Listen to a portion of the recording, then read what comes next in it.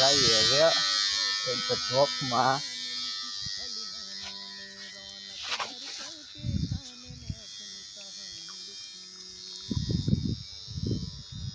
આ છે આપણો રોપ. આમાં આપણે પાણી વાળવાનું છે. શું આવો આપણો રોપ છે. માંડવી નીકળે એટલે એમાં જ આ ડુંગળી સોંપવાની છે ને હાંધો નીકળી ગયો લાગે. કમા મોટર બંધ કરવા પડશે ટીડાભાઈ. જો હાંધો નીકળો, હાંધો નીકળી ગયો તો મોટર બંધ. હા મોટર બંધ થઈ ગઈ. હાલો હવે આપણે નાખી દઈએ હાંધો. ફાઇનલી તો હાંધો ફિટ કરી દીધો છે. આપણે જોઈ લઈએ તણાવોથી બીજો તે હાંધો નીકળી તો નથી ગયો ને. જોઈ લે હાંધો નીકળો ને આને દબી